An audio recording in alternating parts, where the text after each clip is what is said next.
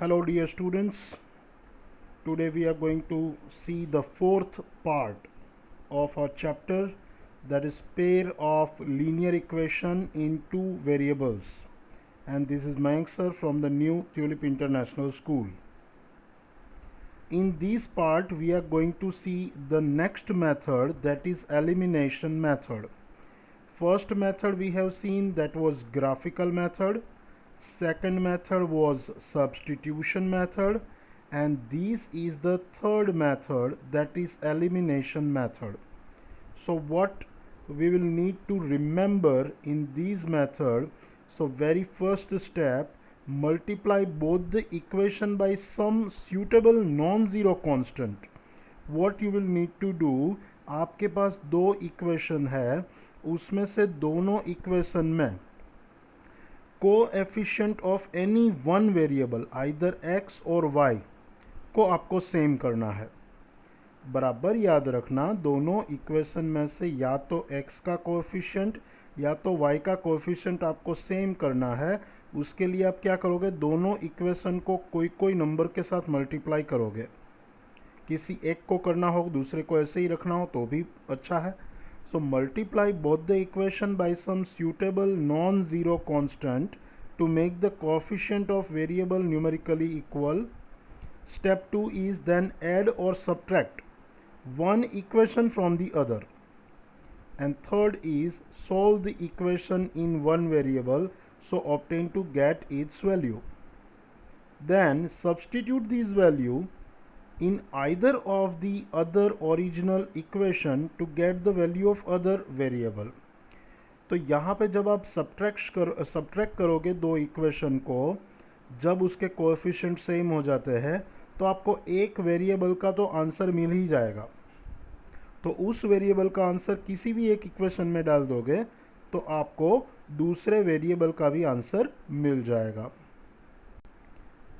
So solve by elimination. हम अभी कुछ क्वेश्चंस लेते हैं तो ताकि आपको ये मेथड प्रैक्टिकली कैसे करनी है वो भी अच्छे से समझ में आ जाए. जैसे कि मैंने यहाँ पे लिया है 9x minus 4y is equal to 2000, 7x minus 3y is equal to 2000. अब मैं क्या करूँगा, इक्वेशन 1 इक्वेशन 2 दोनों को लिखूँगा ऐसे. अब मुझे कोई भी एक वेरिएबल के कोएफिशिएंट को सेम करना है. तो देखो x को मुझे सेम करना है तो 9 7, मतलब 9 वाले को मुझे 7 के साथ मल्टीप्लाई करना पड़ेगा, 7 वाले को 9 के साथ मल्टीप्लाई करना पड़ेगा. ये तो बहुत बड़ा मल्टीप्लिकेशन हो जाएगा. y को देखते हैं तो y में एक में -4 है, एक में -3 है. तो मैं 4 वाले को 3 के साथ पूरे इक्वेशन को मल्टीप्लाई करना पड़ेगा 3 के साथ. एंड जहाँ पे 3y है वो पूरे इक्वेशन को मैं 4 के साथ मल्टीप्लाई करूँ तो मैं दोनों y को इक्वल कर सकता हूँ. तो मैं पहले इक्वेशन को 3 के साथ एंड दूसरे इक्वेशन को 4 के साथ मल्टीप्लाई करूँगा. पूरे इक्वेशन को मल्टीप्लाई करना है, ये बात याद रहे. कोई भी टर्म सपोज़ कभी कभार गलती हो जाती है कि आपने वेरिएबल मल्टीप्लाई किए हो लेकिन वो कांस्टेंट टर्म मल्टीप्लाई करनी रह गई हो, या कोई एक वेरिएबल मल्टीप्लाई करना रह गया हो, तो ऐसे केसेस में आपका आंसर आएगा वो गलत आएगा. तो अभी हम पूरे इक्वेशन को पहले को 3 के साथ और दूसरे को 4 के साथ मल्टीप्लाई करते हैं. तो 9 3 ज़ा 27x, 4 3 ज़ा 12y एंड 2000 3 ज़ा 6000. इसी तरह दूसरा पूरा इक्वेशन 4 के साथ में मल्टीप्लाई करूँ तो 28x माइनस 12y एंड 8000. अभी देखो 12y minus 12y minus 12y, अब दोनों यहाँ पे माइनस है, मतलब किसी भी एक इक्वेशन को मुझे दूसरे इक्वेशन में से सब्ट्रैक्ट करना पड़ेगा. सब्ट्रैक्ट करने के लिए कोई भी एक इक्वेशन, जैसे कि मैं नीचे के इक्वेशन की साइन चेंज करूँगा तो जो प्लस है वो माइनस कर दो, माइनस है वो प्लस कर दो, प्लस है वो माइनस कर दो. तो अभी देखो -12y एंड +12y हो गया तो वो दोनों कैंसिल हो जाएंगे.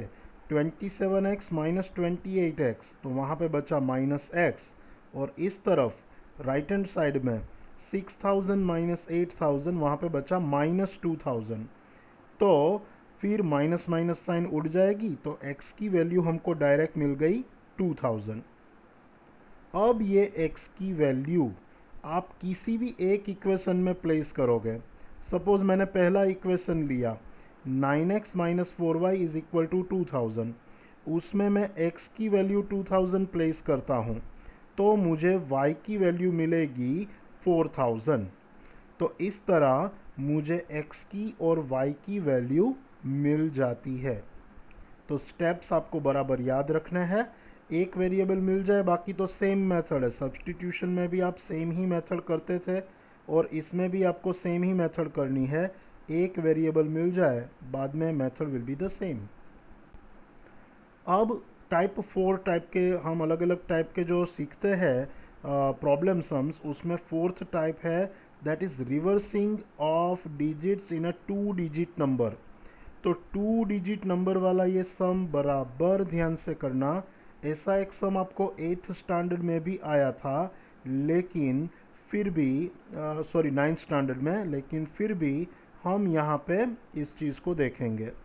अभी देखो, ऐसा एक सम है that the sum of a 2 digit number and the number obtain by reversing the digit is 66। मतलब कोई भी एक 2 डिजिट नंबर और अगर उसके डिजिट आप रिवर्स कर दो तो वो जो नंबर मिलता है उन दोनों का सम 66 है। If the digits of the number differ by 2, find the number. How many such numbers are there. तो अभी इसको सॉल्व करते हैं। सबसे पहले कि हमारा जो ओरिजिनल नंबर है 2 डिजिट नंबर, उसको हम yx ले लें। अभी yx मतलब के y है वो उसका टेंस प्लेस हुआ, x is at unit place. अब ये yx हमारा नंबर हुआ। अब yx की हम मैथमेटिकल वैल्यू जानेंगे। कैसे हम उसको एल्जेब्रिक फॉर्म में लिखे, जैसे कि 23 है तो उसको हम कैसे लिख सकते हैं 20 प्लस 3। मतलब टेंस डिजिट पे जो भी होता है उसको हम 10 के साथ मल्टीप्लाई करेंगे, और यूनिट डिजिट में जो भी होता है उसको हम 1 के साथ मल्टीप्लाई करेंगे। याद करो सेकंड स्टैंडर्ड में आपको प्लेस वैल्यू आती थी, तो यहाँ पे y की प्लेस वैल्यू 10y हुई और x की प्लेस वैल्यू x हुई। तो जो हमारा नंबर है वो एक्चुअली x प्लस 10y है। अब हम रिवर्स करेंगे डिजिट को तो हमारा नंबर बन जाएगा xy। जहाँ पे x है वो 10 की प्लेस में होगा, y यूनिट की प्लेस में होगा, और हमारा जो न्यू नंबर है उसकी वैल्यू y प्लस 10x होगी। Original number x plus 10y, जबकि new number y plus 10x। और आपको क्या बोला है, इन दोनों नंबर का सम 66 है। मतलब x plus 10y plus y plus 10x is equal to 66। इसको अगर मैं सिंप्लीफाई करूँ तो 11x plus 11y is equal to 66। पूरे इक्वेशन को मैं 11 से डिवाइड करूँ तो x plus y is equal to 6। चलो यहाँ पे हमारा एक इक्वेशन हमको मिल जाता है। अब दूसरा क्लू क्या दिया है कि if the digit of the number differ by 2, मतलब कौन सा बड़ा है ये अभी हमको नहीं मालूम है।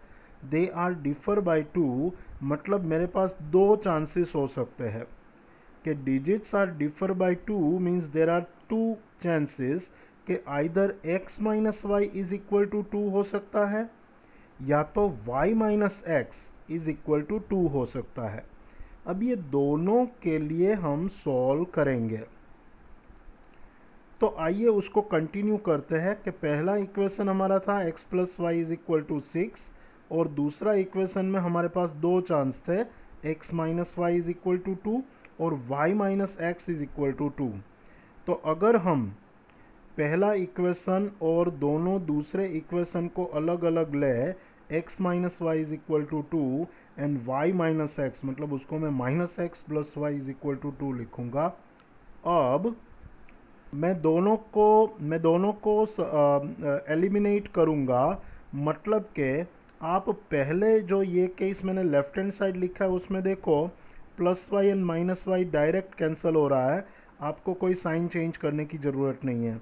और राइट हैंड साइड मैंने जो दो इक्वेशन लिखे उसमें plus x minus x direct cancel हो रहा है, आपको सब्ट्रैक्ट करने की ज़रूरत नहीं है। तो दोनों तरफ आप इक्वेशन को ऐड करो जस्ट। तो इस तरफ क्या मिलेगा, 2x इज इक्वल टू 8 और इस तरफ हमको मिलेगा 2y इज इक्वल टू 8।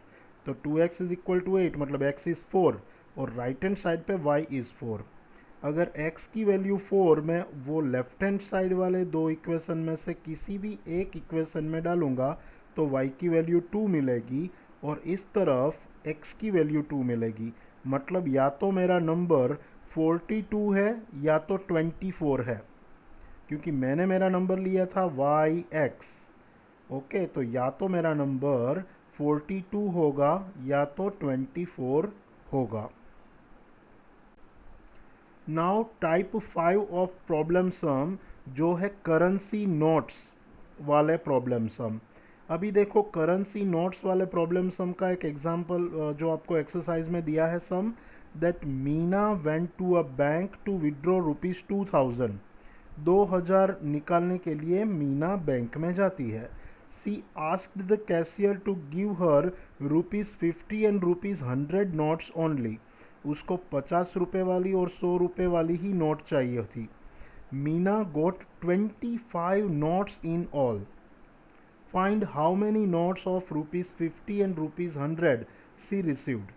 अभी इस केस में क्या करेंगे, ₹50 वाली जो नोट्स के नंबर है, that number of 50 rupees notes उसको हम x ले लें और नंबर ऑफ 100 रुपीज़ नोट्स उसको हम y ले लें। अब टोटल नंबर ऑफ नोट्स थी 25, that means x plus y is equal to 25। ये हमारा इक्वेशन नंबर 1 हुआ। अब जो दूसरा इक्वेशन हम बना रहे हैं वो ज़्यादा इम्पोर्टेंट है कि 50 रुपीज़ वाली x नोट है, मतलब टोटल रुपीज़ कितने हुए 50 इंटू एक्स, और 100 रुपीज़ वाली y नोट है, मतलब उसकी हेल्प से टोटल रुपीज़ कितने हुए 100 इंटू वाई, और टोटल रुपीज़ थे इन टोटल सभी का टोटल 2000। मतलब कि 50x plus 100y is equal to 2000। अब ये हमारा दूसरा इक्वेशन बना, लेकिन इसको हम और थोड़ा सिंप्लीफाई करेंगे। पूरे इक्वेशन को अगर मैं 50 से डिवाइड करूँ तो मुझे मिला x plus 2y is equal to 40। ये हुआ मेरा इक्वेशन नंबर 2। अब मैं दोनों इक्वेशन को एलिमिनेट करूँगा। पहला इक्वेशन था x plus y is equal to 25, दूसरा इक्वेशन है x plus 2y is equal to 40। तो मैं एलिमिनेट करूँ, देखो उसमें कोएफिशिएंट आपको सेम करने की ज़रूरत नहीं है क्योंकि x का कोएफिशिएंट ऑलरेडी इक्वल ही है। तो डायरेक्टली साइन चेंज करो, minus minus minus and then उसको सबट्रैक्ट करो। तो minus y is equal to -15, that means y is equal to 15। 100 rupees वाली नोट्स 15 नोट्स थी। अब इस 15 को मैं कोई भी एक इक्वेशन में डालूँ। सपोज पहला इक्वेशन में लेता हूँ x plus y is equal to 25, that means x plus 15 is equal to 25, तो x इज इक्वल टू 10, मतलब 50 रुपीज़ वाली 10 नोट्स थी। तो ये आपका answer. Therefore Meena got 10 notes of 50 rupees and 15 notes of 100 rupees. अब हम टाइप 6 ऑफ प्रॉब्लम सम देखते हैं कि जिसमें फिक्स चार्ज एंड सरचार्ज इस टाइप का सम हो, कि कोई फिक्स चार्ज हो एंड सरचार्ज हो। जैसे कि आप सब ये ऊबर से फेमिलियर हो, ऊबर में भी कुछ इसी तरह होता है। ऐसी टैक्सीज जो ऑनलाइन चल रही है कि उसमें एक पर्टिकुलर फिक्स चार्ज होता है पहले किलोमीटर के लिए, बाकी सरचार्ज होता है। तो आइए ऐसा एक सम देखते हैं, that a landing library has a fix charge for first 3 days and additional charge for each day thereafter. Saritha paid ₹27 for a book kept for 7 days. 7 days के उसने 27 रुपीज़ पे किए, while Susie paid 21 for the book she kept for 5 days. 5 दिन के 21 rupees. Find the fixed charge and the charge for each extra day. अभी देखो पहले 3 दिन के लिए फिक्स चार्ज लगता है और बाकी एक्स्ट्रा डे के लिए एक्स्ट्रा चार्ज लगता है। तो हम पहले 3 दिन का चार्ज x ले लेते हैं जो फिक्स चार्ज है, and extra charge per day उसको हम y ले लेते हैं।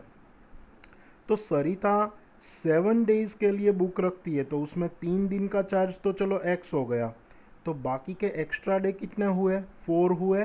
तो हमारा इक्वेशन बनेगा x प्लस 4y, क्योंकि x जो है वो 3 दिन का फिक्स चार्ज ऑलरेडी देना ही पड़ेगा और एक्स्ट्रा 4 दिन है, मतलब plus 4y is equal to total rupees उसने दिए 27, और जो सूसी जो है वो 21 रुपीज़ देती है, मींस उसमें 2 एक्स्ट्रा डे होते हैं, 3 दिन फिक्स चार्ज के और 2 extra days, that means x plus 2y is equal to 21।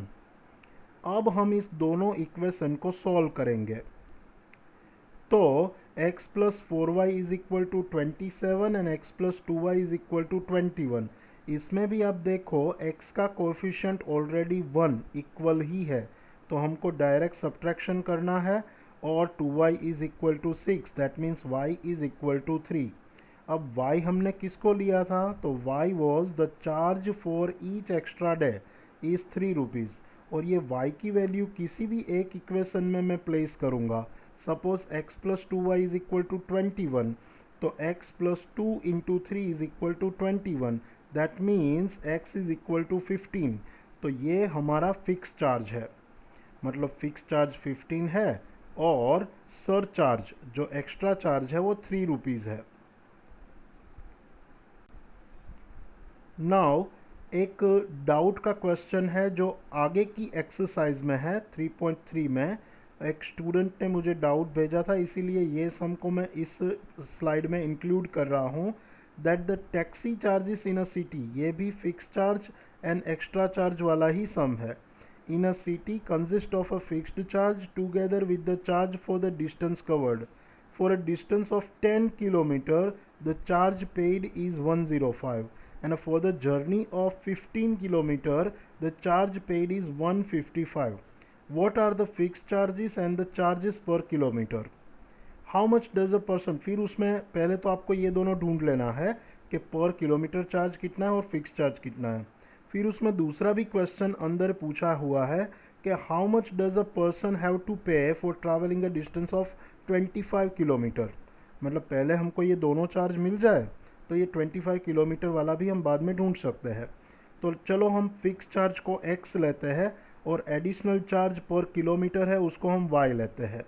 अब देखो 10 किलोमीटर की जर्नी थी, मतलब x plus 10y it is 105, and 15 kilometre की जर्नी थी, मतलब x plus 15y, total rupees भरे हैं 155। अब हम क्या करेंगे, एलिमिनेशन, तो 10y minus 15y minus 5y is equal to minus 50, तो y की वैल्यू हमको 10 मिली, मतलब पर किलोमीटर जो चार्ज लगता है वो 10 मिला। अब इस y की वैल्यू 10 हम किसी भी एक इक्वेशन में डालेंगे तो हमको x की वैल्यू 5 मिली, मतलब कि जो फिक्स चार्ज है वो 5 रुपीज़ हुआ और जो एक्स्ट्रा चार्ज है वो 10 रुपीज़ हुआ। अब जो उसमें दूसरा अंदर दिया है, how much does a person have to pay for travelling a distance of 25 kilometre, तो 25 किलोमीटर पे लिए हम कैलकुलेट करें तो 5 रुपीज़ तो फिक्स चार्ज लगता ही है, और 25 किलोमीटर का 10 रुपीज़ पर किलोमीटर के मुताबिक 250, तो 250 प्लस 5 मतलब टोटल पे करना पड़ेगा 255 rupees. And this is exercise 3.4 student. आपको ये 3.4 एक्सरसाइज पूरी करनी है बुक में, और उसमें कोई डाउट हो तो आप मुझे भेज सकते हो। आप यहाँ पे वीडियो को पॉज कर सकते हो, इसमें से कुछ कुछ सम मैंने ऑलरेडी इंक्लूड कर लिए हैं, तो बाकी जो बाकी बचे हैं और जो इंक्लूड किए वो सारे आपको कैलकुलेट करने हैं। You can send me doubts via WhatsApp. Thank you very much, bye bye.